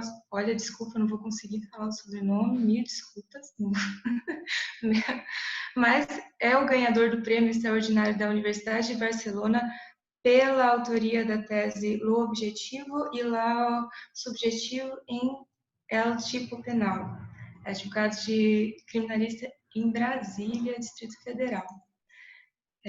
Doutor José Carlos, se você quiser falar um nome que eu não consegui, mil desculpas. Você pode falar e você tem a palavra. Tá sem. Agora sim. Perfeito. Pois muito obrigado, doutora Silvia. Eu agradeço imensamente a apresentação. Eu queria, em primeiro lugar, agradecer imensamente o honroso convite feito pelos meus queridos amigos e admirados colegas, professor Décio Franco Davi, professora Luísa Terra, professor Yuri Machado, saudar mais uma vez a doutora Silvia, dizer-lhes que é uma alegria enorme estar aqui. Eu posso dizer que estar ao lado de vocês me enobrece. Essa é a grande verdade. Pessoas tão sérias e tão comprometidas com a ciência do direito. O tema escolhido refere-se aos limites do normativismo. É bem verdade que há um certo grau de arbitrariedade, né, na escolha desse tema. Nós poderíamos falar aqui sobre, sobre neurociência e direito penal, sobre criminal compliance, sobre responsabilidade penal da pessoa jurídica, sobre as novas tecnologias, não é? E o direito penal, inteligência artificial e direito penal. Enfim, poderíamos falar também sobre aqueles temas atuais e permanentes da ciência do direito penal, né, temas eternos da ciência do direito penal, como é o caso do dolo, da omissão imprópria, né, temas diante dos quais os nossos esforços parecem sempre se assemelhar a uma espécie de trabalho de Sísifo, né? Estamos eternamente trabalhando aqueles temas e mesmo depois de um longo esforço e de uma cuidadosa análise a respeito desses temas, voltam sempre aquelas perguntas iniciais e aquelas perguntas fundamentais. Mas eu queria também, da mesma forma que fez o professor Yuri Machado, eu queria também explicar um pouco a relevância e a escolha do tema, né, limites do normativismo. Primeiro que, como veremos, na minha opinião, trata-se de um tema de superlativa importância para a ciência do direito penal atual. E, em segundo lugar, também é uma forma de homenagear o meu querido mestre, meu admirado mestre, professor Dr. Santiago Mircucci, recentemente falecido. Esse era um tema muito caro ao professor Mircucci, era um tema que o professor Mircucci se dedicava nos últimos anos de sua vida, né? Ele escreveu, inclusive, um belíssimo artigo a respeito desse tema, intitulado Limites del Normativismo, né? E é uma forma também de homenagear o meu mestre também e de mostrar a relevância da sua contribuição e o grau de atualidade da contribuição do professor Mircucci. Como veremos, a noção de Mircucci, nós poderíamos falar aqui de um normativismo neorrealista. Esta noção é absolutamente extraordinária e está conectada, inclusive, com uma corrente filosófica moderníssima, que é justamente o neorrealismo. Estamos falando aí do neorrealismo, de figuras, de filósofos tão importantes, filósofos extraordinários, como é o caso de Marcos Gabriel, na Alemanha. Nós temos Maurizio Ferraris, na Itália. Temos também, na França, um discípulo de Alain Badiou, que é Quentin Meilshaw, e temos nos Estados Unidos o grande filósofo, né, que é o professor John Searle, né, um filósofo analítico, mas que nos últimos anos também tem se dedicado ao neorrealismo e tem escrito muito a respeito desse tema.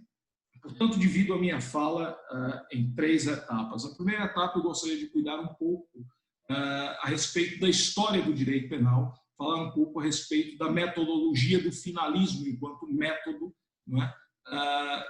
Enquanto metodologia ontológica, por assim dizer, metodologia que trabalha com determinadas estruturas lógico-objetivas. Em seguida, eu gostaria de falar um pouco a respeito há dois tipos de normativismo, não é? Como sabem, um normativismo moderado, que está vinculado ao funcionalismo teleológico racional de Klaus Oxin, e de seus discípulos, Bernard Schunemann. Temos também um ilustre professor brasileiro hoje que atualizou a 5ª edição da obra do professor Klaus Oxin, que é o professor Luiz Greco, também. E também temos um normativismo radical, né? Aquilo que Schunemann chamou em sentido crítico como empirifreien normativismo, ou seja, um normativismo destituído de qualquer base empírica, que é justamente o normativismo que está vinculado o funcionalismo sistêmico de Günther Jacobs e de alguns dos seus discípulos. Como sabem, o funcionalismo de Günther Jacobs sofre a influência inicial, não é, do pensamento de Niklas Luhmann, antigo professor sociólogo, antigo professor de Bielefeld, já falecido, mas nos últimos anos também tem sofrido a influência do pensamento de Hegel, de forma que também poderíamos denominar o funcionalismo de Günther Jacobs, como fazem alguns dos seus discípulos. É o caso do professor Bernardo Ferrol Sánchez, professor espanhol, discípulo do professor Günther Jacobs, que denomina o funcionalismo de Günther Jacobs como neo-hegelianismo funcional. Na terceira parte da minha exposição, eu gostaria justamente de falar a respeito da contribuição do pensamento do professor Mircucci para essa questão e como essas questões, na verdade, que parecem bastante teóricas, ganham algum relevo prático. Começo, portanto, com uma discussão a respeito do finalismo e da metodologia de caráter ontológico do finalismo. Como sabem, as bases do finalismo já estavam postas antes mesmo da Segunda Guerra Mundial. Na verdade, em 1930, nós temos a publicação por parte de Welzel o seu artigo Causalität und Handlung, causalidade e ação. Mas, a bem da verdade, o finalismo, esta corrente, só adquire relevância após a Segunda Guerra Mundial, justamente como contraponto da metodologia neocantiana. Como vocês sabem, e simplificando bastante, os neocantianos foram acusados de colocar o seu aparato conceitual a serviço das atrocidades cometidas pelo regime nazista, ou pelo menos, de não impedirem a redução do direito ao poder político. Não estou dizendo que isso seja exato, mas o fato é que eles foram acusados de colocar o seu aparato conceitual a serviço das atrocidades cometidas pelo regime nazista. Simplificando bastante, os neocantianos entendiam, porque sei que há muitos estudantes aqui, né? Os neocantianos entendiam que são os homens que outorgam valor às coisas. Wetzel, evidentemente, não estava de acordo com isso. Entendia que não, que as coisas possuem um valor em si. As coisas possuem um valor intrínseco. E dizia Wetzel, é preciso voltar à noção de natureza da coisa, de Natur der Sache. É preciso respeitar, como dizia Wetzel, determinadas categorias ou estruturas lógico-objetivas ou estruturas lógico-materiais como categorias pertencentes ao mundo do ser, mas que já contêm uma dimensão de sentido. Então, você entendia que esta metodologia neocantiana, a noção de que os homens, né, outorgam valor às coisas, era algo arbitrário, e, portanto, defendia essa noção de retorno à natureza das coisas e o respeito a essas estruturas lógico-materiais ou lógico-objetivas e a necessidade de extrair dessas estruturas lógico-objetivas, enquanto portadoras de determinados valores, a necessidade de extrair justamente esses valores. Percebam, como diz Armin Kaufmann, que um dos grandes expoentes também do finalismo, né, como sabem, discípulo de Wetzel, que nem sempre concordava com Wetzel, é um discípulo um tanto quanto heterodoxo, mas ainda assim discípulo, né? Armin Kaufmann observava muito bem que essas estruturas lógico-objetivas não se confundem com os valores que elas portam. Elas portam determinados valores, mas não se confundem com esses valores. É preciso extrair dessas estruturas lógico-objetivas esses valores, né? Essas estruturas lógico-objetivas, observava Wetzel, elas, na verdade, elas vinculam relativamente, é verdade, mas ainda assim acabam por vincular o próprio legislador. E que sentido? O legislador deve observar essas estruturas lógico-objetivas. Isso não significa que a desconsideração dessas estruturas lógico-objetivas tenha como resultado um sistema inválido. Mas, dizia Wetzel, seguramente, se essas estruturas são desrespeitadas, esse sistema será contraditório, lacunoso e contrário à natureza da coisa. Ele falava em Zarvidrich, a tradução é difícil, mas seria um sistema contrário à natureza da coisa. E que estruturas lógico-objetivas seriam essas? Fundamentalmente, duas estruturas para Wetzel. A primeira delas seria a ação como exercício de atividade final, não é? Wetzel dizia, o homem, graças ao seu saber causal, é capaz de orientar a sua conduta à consecução de determinadas finalidades, e aí temos a primeira estrutura lógico-objetiva. É bem verdade que no final da sua vida, em 1972, Wetzel morre em 77, mas em 1972 Wetzel vai falar numa ação cibernética, né, num artigo publicado no livro em homenagem ao Festschrift für Maurras, livro em homenagem ao Maurras. Wetzel vai falar numa ação biocibernética, uma antecipação biocibernética. Mas o fato é que Wetzel falava antes disso na ação como exercício de atividade final, e aí estaria a primeira estrutura lógico-objetiva. E a segunda estrutura lógico-objetiva seria justamente a autodeterminação em conformidade com o sentido, quer dizer, o poder atuar de outro modo, o livre-arbítrio enquanto fundamento da própria culpabilidade. Percebam que essas estruturas, né, isso Schoenemann coloca muito bem, percebam que essas estruturas elas atuam como verdadeiros axiomas e por isso, de Schunemann, o finalismo seria um método axiomático, ou pelo menos quase axiomático. Essas estruturas atuam como verdadeiros axiomas e acabam fixando a localização de cada um dos elementos do fato punível. Dou um exemplo mais trivial. Por que o dolo, segundo o próprio Wälzer, não estaria na culpabilidade? Ora, o dolo não está na culpabilidade porque, se a ação é exercício de atividade final, evidentemente o dolo deve estar no tipo penal. E vejam que essas estruturas, elas atuam como constantes permanentes, não é? E supranacionais da ciência do direito penal. Não é? Elas são verdadeiras constantes atemporais, não é? Da ciência do direito penal e que devem ser respeitadas não só pelo legislador, como também pelo cientista do direito penal. Portanto, vejam que se trata de um método axiomático, ou pelo menos quase axiomático, e que trabalha com um certo dedutivismo conceitual, né, a partir dessas estruturas lógico-objetivas, essas estruturas pertencentes à dimensão do ser, mas que já contêm alguma dimensão de sentido. É curioso, é interessante, nós falamos dessa metodologia lógico-axiomática, de uma forma de fazer dogmática moregeométrica, né? É curioso aqui observar que Wälzer, né, começa antes mesmo de cursar direito, Wälzer começa estudando matemática, né, na Universidade de Jena. Vejam que essa mente matemática, essa mente analítica, parece que, mesmo tendo Wälzer abandonado, né, os seus estudos de matemática e, evidentemente, ter cursado direito, parece que essa mente matemática e essa mente analítica continuou influenciando, não é, o seu pensamento no âmbito jurídico penal. Vejam como essa metodologia ontológica ou ontologicista se diferencia absolutamente do funcionalismo.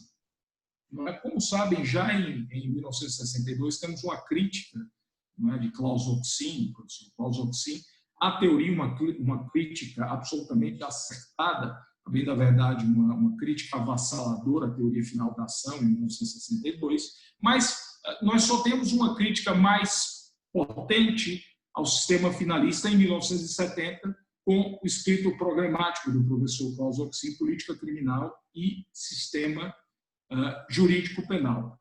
Nesse escrito, que é o escrito programático, como sabem, um escrito curto, né? Nesse escrito, Oksin critica o finalismo justamente por imunizar a dogmática jurídico-penal contra as valorações político-criminais. Dizia Oksin, olha, se queremos uma dogmática frutífera, uma dogmática realista e uma dogmática caracterizada por sua orientação às consequências, então é preciso quebrar, não é, essa barreira existente entre política criminal e sistema jurídico penal. É preciso que a política criminal penetre, os valores político-criminais penetrem em cada uma das categorias do delito. Portanto, na tipicidade, vejam que Oksin, em 1970, ainda não falava de ação, né? Hoje mantém uma concepção de ação como manifestação da personalidade, mas em 1970 não falava sobre o conceito de ação, começava a sua análise do edifício da teoria do fato punível a partir da tipicidade, uma posição muito próxima de Radbruch,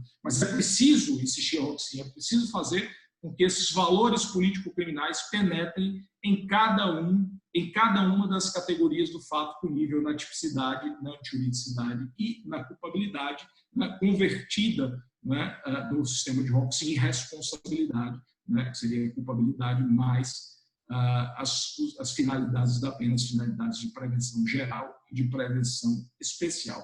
Mas percebam que aí se tem, evidentemente, já um método normativista, ou seja, um método que não trabalha, que não parte de categorias lógico-objetivas, não é um método que parta dessas categorias do ser, um método que parte, o próprio Klaus Oksin, deixei isso muito claro, não só Oksin como Schunemann, também o trabalho dogmático deve iniciar pelos valores político-criminais, mas é um trabalho, mas é um sistema que não despreza as categorias empíricas, os dados empíricos.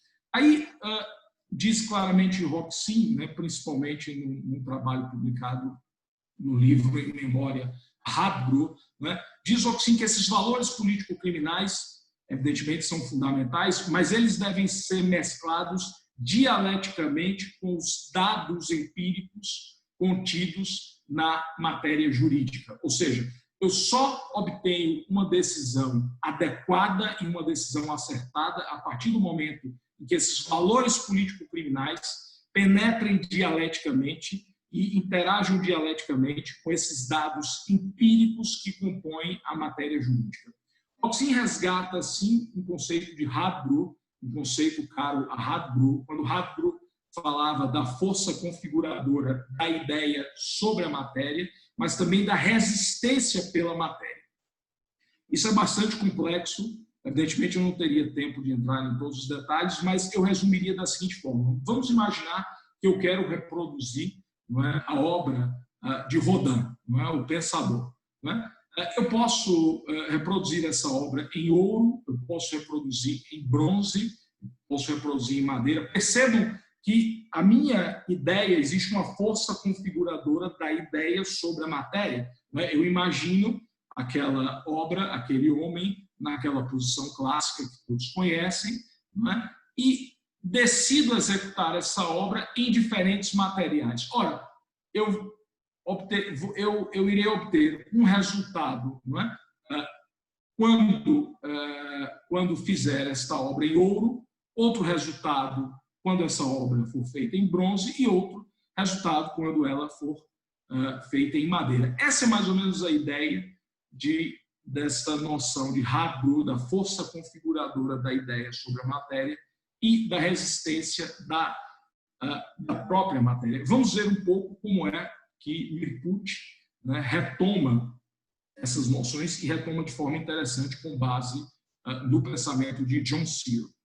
A partir de 1900 e a partir da década de 90, mais exatamente na segunda edição do seu Tratado de Direito Penal, Günther Jacobs parte para uma metodologia para o normativismo destituído de qualquer base empírica, para aquilo que Schumann chamou de normativismo sem base empírica. E no próprio prólogo à segunda edição do seu tratado, Jacobs declara que a dogmática jurídico-penal de cunho ontológico se quebra, ela se rompe. Vejam que, curiosamente, essa é uma metodologia que constitui o antípoda da metodologia de seu mestre Velsen. Se de um lado nós temos uma metodologia atrelada às categorias do ser, do outro nós temos Jacobs invertendo, é o avesso da metodologia do seu mestre Velsen.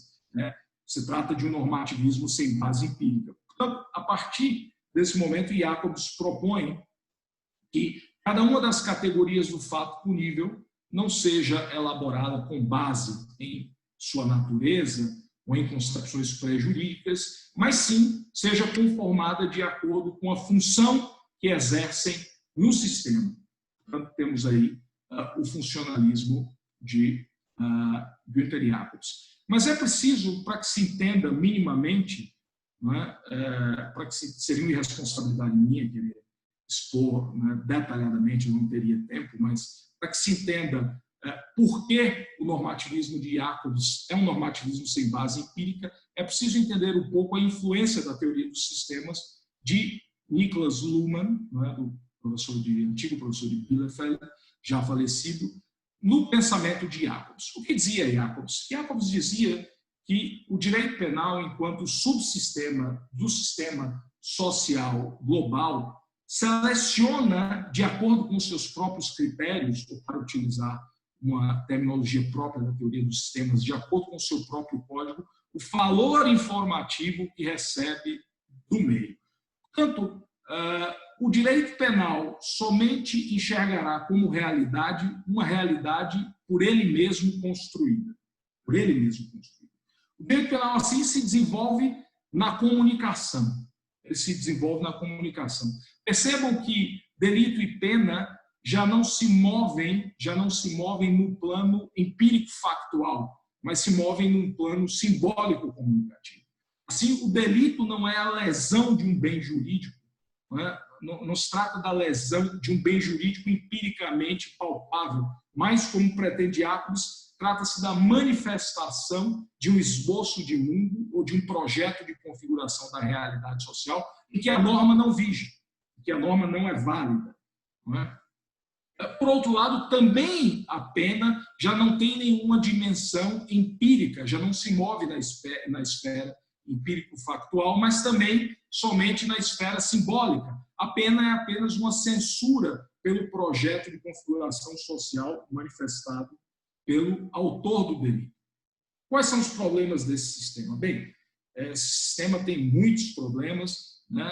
Nos últimos anos, o professor Jacobs tem procurado, deu, a bem na verdade, um giro fático, né, na sua teoria da pena. Infelizmente, não posso entrar nesses pontos. Mas qual seria o principal problema desse sistema? E aí eu gostaria de recordar aqui uma crítica feita pelo próprio professor Santiago Mirpucci, mas também por um penalista, um professor da Escola de Frankfurt, que é o professor Klaus Günther, justo filósofo também, muito próximo a Habermas. O que diziam Mirpucci e Klaus Günther? Primeiro Mirpucci, a bem da verdade, e depois Klaus Günther. Eles diziam o seguinte: olha, se a pena é apenas censura, na verdade, apenas se move simplesmente no plano simbólico comunicativo e não no plano empírico-factual, qual seria a razão, onde é que estaria, não é, a execução da pena? Por que executar de fato uma pena? Por que não seria suficiente a simples declaração, a simples censura de que um determinado delinquente seria, um determinado sujeito seria culpado por um certo crime? Não é? Esse seria o segundo problema. Mas há um outro problema muito mais sério, que é o seguinte,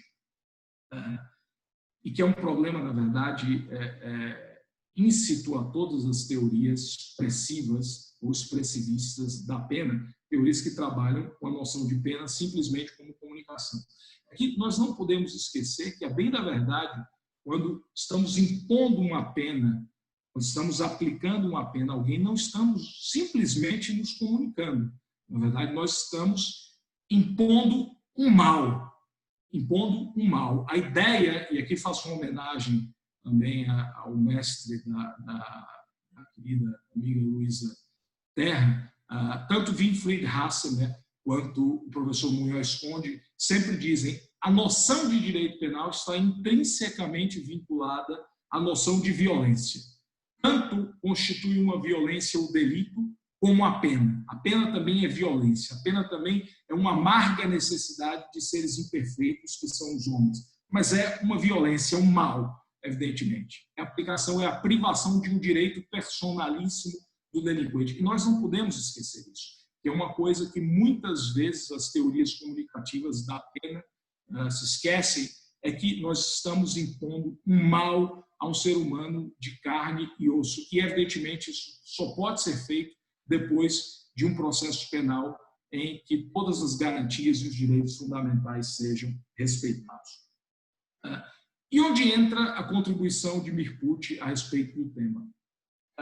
Mirpucci, nesse artigo que citei, Limites do Normativismo, Mirpucci retoma a concepção do filósofo analítico John Searle. Searle escreve um artigo, que na verdade é uma espécie de réplica a um livro anterior de dois sociólogos austríacos, chamados Berger e Luckmann.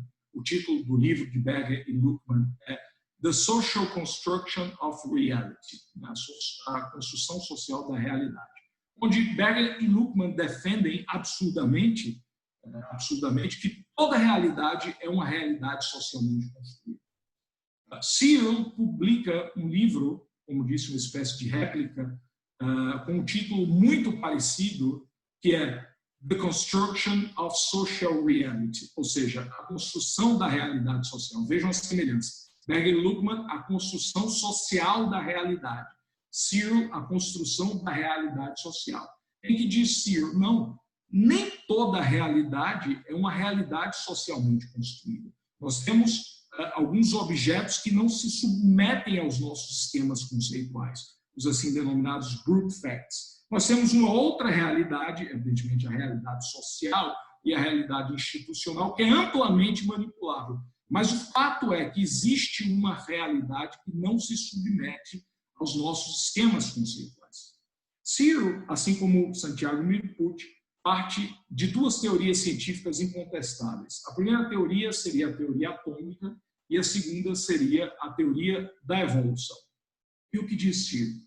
Searle diz o seguinte: olha, o universo é composto por átomos. Não é?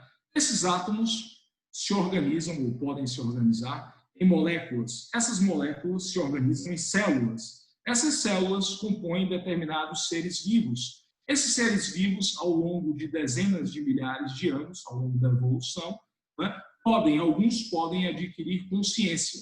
E a partir dessa consciência nós temos o fenômeno da intencionalidade. Percebam que intencionalidade aqui não significa necessariamente propósito. Significa, em toda a filosofia da mente, né, significa capacidade de representação de determinados objetos. E a partir daí, a partir dessa capacidade de representação de determinados objetos, nós temos o mundo social. E, dentro do mundo social, nós temos objetos especialíssimos, que são os fatos, os objetos institucionais, a exemplo do direito. Esses objetos institucionais, eles dependem, evidentemente, não só de uma intencionalidade coletiva, da capacidade coletiva de representação, mas também da atribuição de uma função de status. Ou seja, esses objetos, através de regras constitutivas, eles possuem a capacidade de criar um mundo à parte. Vejam um exemplo do direito, vejam um exemplo também, um exemplo muito claro do dinheiro. Não é? O dinheiro é um fato institucional. O dinheiro vale, não é? Serve como pagamento, nós representamos isso coletivamente e esse valor do dinheiro constitui quase que uma dimensão à parte, uma realidade socialmente, institucionalmente criada. Mas vejam, aí está a importância da contribuição do Searle, vejam que existe um contínuo, né, entre o átomo, né, entre esses fatos brutos que não se submetem aos nossos esquemas conceituais e esses fatos institucionais. Não é? Mas percebam que os fatos institucionais, não existem fatos institucionais sem uma base empírica, sem a sua correspondente base empírica. Eu dou o exemplo de uma moeda. Não é? Imaginem uma moeda de R$1, não é? Que tem determinado, que vale, na verdade é uma realidade institucional, mas que também tem uma base, né? Ela é composta por átomos, na verdade. Então, não existe realidade institucional sem a correspondente realidade física. E o mesmo se dá no direito. Portanto, também se queremos um sistema penal eficaz, temos que observar esses condicionamentos da realidade, especialmente os condicionamentos do próprio ser humano. Nós não podemos esquecer, na teoria de Jacobs, até pouco tempo, o ser humano era simplesmente um construto, não é? Era uma persona, não é? Simplesmente alguém que ocupa um determinado papel na sociedade. Mas, na verdade, é bem verdade que isso existe, o ser humano tem uma dimensão normativa, mas também nós não podemos esquecer que o ser humano tem uma dimensão empírica. Né? O ser humano é também um sistema psicofísico e não somente um sistema normativo. Mas qual é a importância? Eu falei um pouco, não sei se o meu tempo já acabou, mas eu queria apenas, para finalizar, falar um pouco da importância desses conceitos. Vejam, eu acho que há dois aspectos fundamentais aí. O primeiro aspecto fundamental está na própria noção de interpretação, né? Não só interpretação em geral, como interpretação jurídica. Nós não podemos nos seduzir pelo delírio, né, pós-moderno de que toda realidade é uma realidade amplamente manipulável. Como eu disse, determinados objetos resistem aos nossos esquemas conceituais. E aqui recordo, não é, uma discussão ocorrida na década de 90 entre o filósofo pragmatista, o filósofo pós-moderno Richard Rorty, né, que escreveu uma obra bastante influente, né? Foi Philosophy and the Mirror of Nature, né? Filosofia e o Espelho da Natureza, e o semiólogo italiano Umberto Eco, uma discussão ocorrida na década de 90 na Universidade de Cambridge. Richard Rorty defendia, né, que não há limites para a interpretação, né? Nós podemos interpretar infinitamente. Umberto Eco dizia, vejam que isso é absolutamente válido em relação à interpretação jurídica. Aliás, eu tentei demonstrar isso num pequeno artigo que escrevi a respeito da absurda noção de execução provisória da pena, demonstrando justamente que é um autêntico nonsense falar numa execução provisória da pena, para além de todos os princípios. Né? Mas vejam o que dizia Umberto Eco. Eco dizia o seguinte, não, é possível interpretar muito, é possível interpretar sempre, mas não é possível interpretar infinitamente. Há determinados limites. Há limites intransponíveis. Há objetos, e repito essa frase, que resistem aos nossos esquemas conceituais. Maurizio Ferrari diz, existere e resistere. Então, a existência também implica resistência. E Umberto Eco dava um exemplo, né, absolutamente claro e absolutamente devastador, e um exemplo que acaba com uma máxima, né, uma máxima que está em moda, quando se diz o seguinte, não há fatos, somente interpretações. Né? Um dictum de Nietzsche, né, mas que hoje está na moda. Né? Não há fatos, somente interpretações. E Umberto Eco diz, não. Se há interpretações é porque há fatos. Também, porque as nossas interpretações não ocorrem simplesmente no vácuo, elas se dão em relação a determinados fatos. Mas Umberto Eco traz o seguinte exemplo dos limites da interpretação. Vamos imaginar que eu decida, né, por meio de uma técnica artística bastante realista, que eu decida pintar numa parede, né, uma porta aberta, o desenho de uma porta aberta, mas um desenho bastante realista. Olha, eu poderia interpretar isso como uma manifestação estética, como uma manifestação artística, diz Umberto Eco, como um mecanismo para enganar pessoas, mas eu não posso interpretar esse desenho, evidentemente, como uma porta real. Porque se eu tento atravessar a porta, meu nariz sangrando mostrará que a minha interpretação é absolutamente equivocada. Ou seja, determinados objetos resistem à nossa interpretação. Da mesma forma que resiste uma execução provisória da pena, é um autêntico nonsense.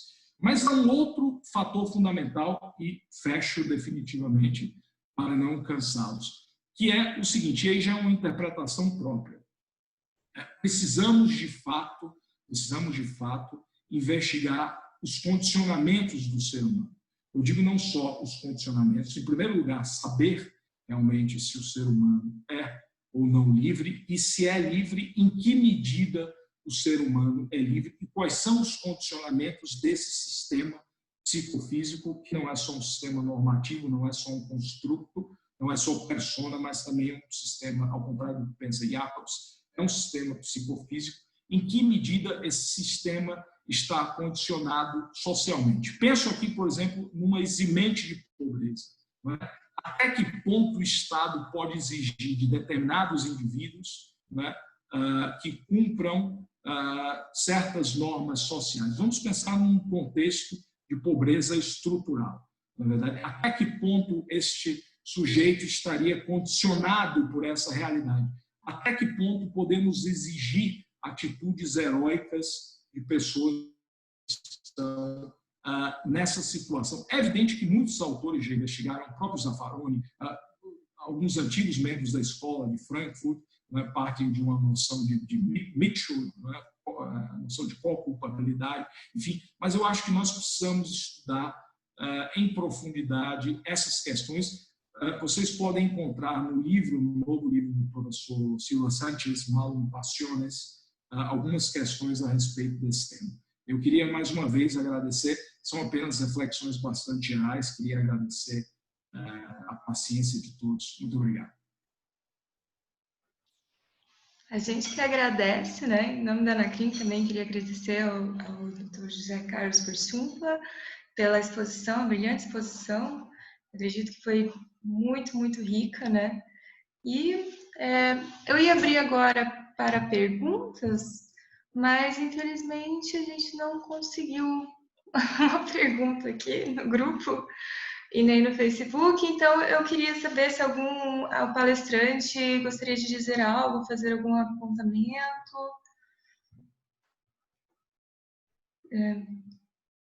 Alguém? Espera aí que...